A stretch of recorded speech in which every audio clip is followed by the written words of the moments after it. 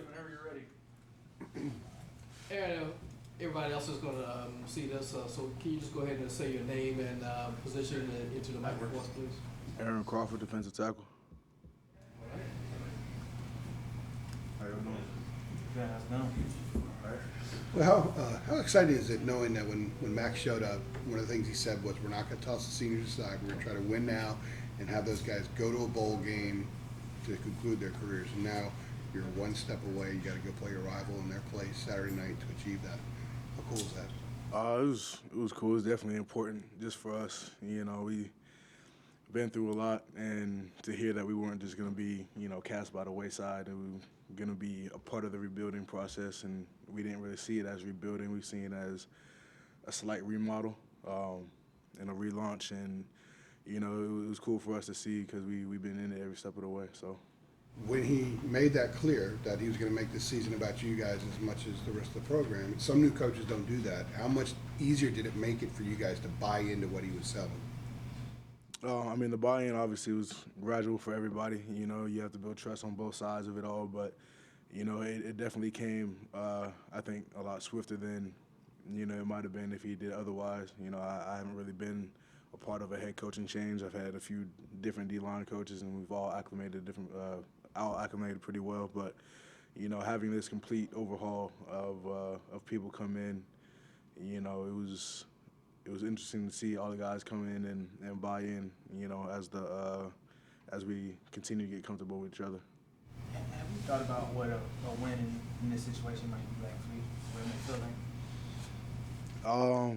like? I'm just kind of focused on playing right now. We gotta take it one step at a time, one play at a time. But obviously, it's gonna be important. We haven't necessarily done very well at the end of the season for the last really 4 years. So for us to be able to turn that around, we started the season the right way. We might as well finish the right way as well. So. Aaron, can't have one without the other in this instance, but what's the more enticing morsel, I guess? Getting a chance to go bowling or beating your rival for the first time in 4 years and ending that streak? Like I said, they both come with each other. I kind of feel like it's a similar situation in 2016. We kind of knew what we were about to do. We had a bowl locked and set. I think we were right at 8 games. And they were battling to get one more to go to their bowl game, and they ended up getting one up on us. So, it's a little different, but in my eyes, it's the same thing. We were trying to ruin their bowl streak and put ourselves in a position to, get into a better bowl game that year, and really they're just playing to knock us out. So, it's going to be a physical game. Probably as rowdy as it's been in the past. We just have to keep our composure and keep moving forward. Yeah, from Virginia, how much sense did you have of this rivalry when you got here? Everybody, it's the triangle. These 3 schools are very close together. Obviously, Duke's a big game. Obviously, State's a big game. And, we dropped those 2 against App State and Wake earlier in the year. But, the sense is you take care of Duke and State and your fans stay happy. These are the people they go to work with every day. They see, these are the neighbors that they see going to get their mail. So, Duke and State are the biggest games of our schedule every year just because they're right there. We can't go anywhere without seeing each other. And for all the seniors that's on this team, do y'all talk amongst each other, that y'all lost 3 in a row to them? You're going over there this time. Is there a talk amongst your seniors that, hey, we want to get these guys before we get out of here? I feel like it's more about us. We want to send ourselves out the right way. They just kind of happen to be the next opponent. Granted, it's a rivalry game. They do have a streak against us, but we're trying to put ourselves in a position to where we can finally send out the guys who've been here for a while the right way, which I don't think we've been able to do in the past. How has focus or what you look for in a successful practice week, how has that been? What have you seen? Really, it's just the attention to detail. Small things. we don't move on until guys get it right. You know, guys miss a kick, we're going to sit there and we're going to keep doing it until, you know, all the kicks land. You know, guys misstep, we're going to correct it and keep going until, you know, it gets fixed. And so I feel like that attention to detail is going to pay dividends when we get to the end of the week because, I mean, this is kind of it, you know. Just win it in, and if you don't, then, well, we'll be home for Christmas. So. You mentioned keeping your composure.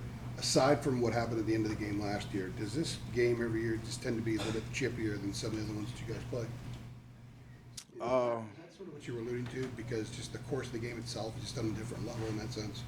Yeah, it's definitely always been one of the more physical games I've played in just because, you know, I feel like guys are trying to give their best shot at the end of the year. You know, they know what's at stake for the most part, you know, for the guys, especially in my position, this could be our last time to showcase, you know, what we're able to do. So with that being said, I feel like, you know, people try to get in as much as they can. So. You were hurt last year? You didn't play last year, right? No, I didn't. Where did you were you on the sidelines for the game? Or? Mm-hmm. Yeah, I was on the sideline. I mean, how was that to have to sit and watch as that game unfolded and it goes into overtime and not be able to kind of help your team? I don't know. I kind of felt that way a lot last year, you know. But we're in a different position now. I'm able to contribute and I'm able to try to lead them in the right direction. So it's really just about going to get it right now. Over the course of your career, have you ever had a season with this many ups and downs? And if not, what are some of the things you've learned about yourself personally? The only other season where I've kind of, you know, ridden a emotional roller coaster per se was, I think, my first year and last year, you know, just dealing with injuries.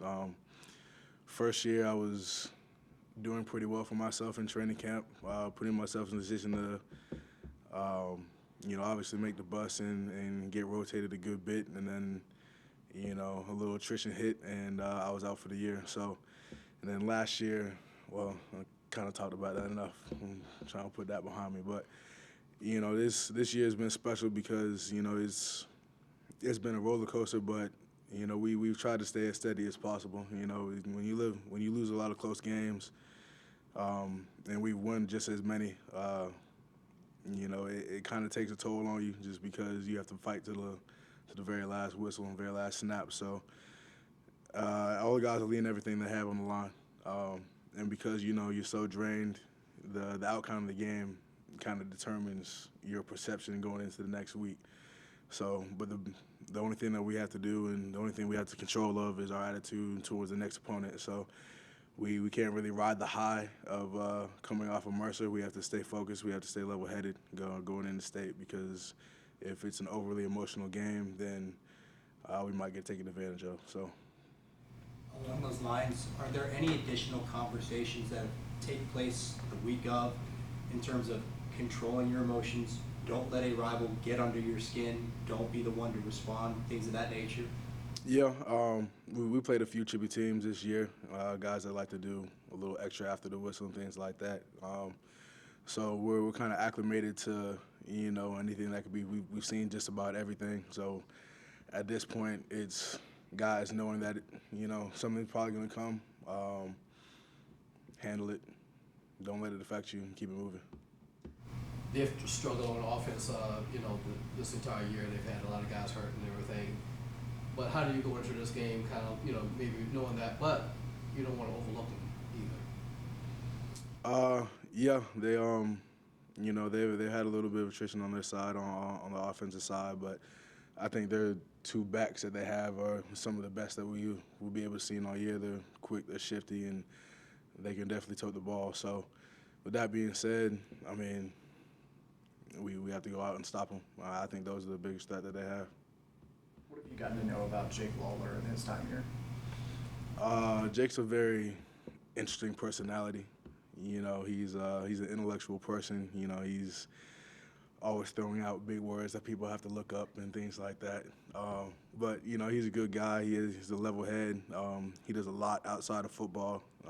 As you can see that, to put himself in position to do whatever he wants when, you know, he thinks that he's done with the sport, and at this point in his life, he's made that decision, and we're happy for him moving forward. So.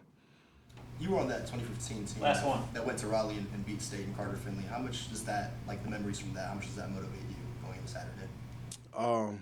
Well, so that game, that was the only Thanksgiving I got to spend at home since I've been in school. Because I broke my foot that year, I spent the whole week at home. But you know, I got to watch it with actually one of my good friends who wrestled at State.